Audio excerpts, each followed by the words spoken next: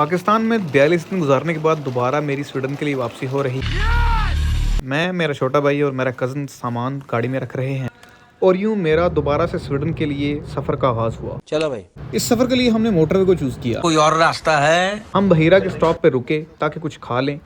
हमने मोटरवे इसलिए चूज़ की क्योंकि जीटी रोड काफ़ी खराब है, इसी वजह से हम कुछ जल्दी ही एयरपोर्ट पे पहुंच गए। मैं फ़ौरन से सिक्योरिटी क्लियरेंस लाइन में चला गया। मैंने बोर्डिंग करवाई और फिर उसके बाद वेटिंग एरिया में जाके बैठ गया। बच्चों की ये आवाज़ सुन के मुझे ये एहसास हुआ कि घर वालों ने इस दौरान मेरी शादी नहीं की। कैसी अपमानजनक बातें कर रहा है लड़का, ये अश्लील है ये लोंडा। खैर, इसी के साथ ही बोर्डिंग स्टार्ट हो गई और हम लाइन में लग गए। पूरी फ्लाइट में मुझे एक भी फॉरेनर नजर नहीं आया, सारे के सारे ही पाकिस्तानी थे। जहाज के उड़ने के आधे घंटे के बाद एयरलाइन वालों ने रोटी खोल दी। इस खाने का कुछ ज्यादा टेस्ट होता तो नहीं है, लेकिन फिर भी क्या करें, फ्री में है, खाएंगे, समझ रहे हो।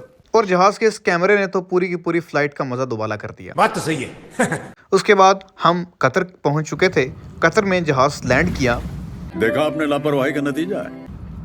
ये जहाज चूंकि ऑलरेडी ही लेट था, मैंने जहाज रुकते साल ही अपना सामान लिया और फ़ौरन से एयरपोर्ट में चला गया। कतर का एयरपोर्ट बहुत ही शानदार बना हुआ है और इसको देखने के लिए एटलीस्ट 3-4 घंटे तो चाहिए ही हैं। लेकिन मेरा जहाज़ पहले ही लेट था तो मैंने सिर्फ इसका एक सेक्शन देखा। ये देखने के बाद मैं अपने टर्मिनल B9 की तरफ रवान दवा हो गया। इस एयरपोर्ट की एक और अच्छी बात थी कि यहाँ पे शटल चलती हैं। एक छोटी सी ट्रेन है जो कि ऊपर चलती है और उस ट्रेन पे बैठ के मैं फ़ौरन से अपने टर्मिनल पर पहुंच गया और यहाँ से मेरा जहाज़ स्टॉकहोम के लिए रवाना होना था। यहाँ आके मैंने एक चीज़ नोटिस की, वो ये थी कि मेरे साथ कोई पाकिस्तानी इस फ्लाइट में मौजूद नहीं है।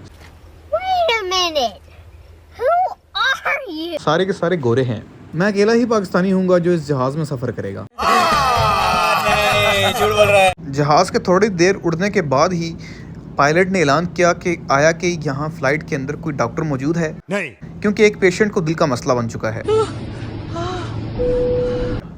उस एक पेशेंट की वजह से पूरे का पूरा कैबिन क्रू उसी पेशेंट के इर्द गिर्द घूम रहा था और उसे कोई ऑक्सीजन लेके आ रहा है, कोई कुछ।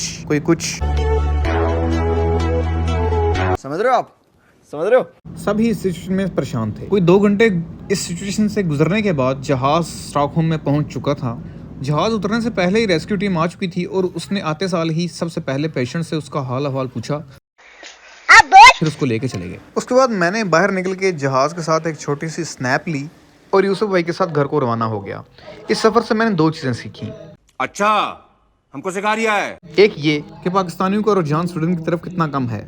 बात तो सही है। दूसरा ये कि फ्लाइट के अंदर मेडिकल किट और ऑक्सीजन वगैरह मौजूद होती है।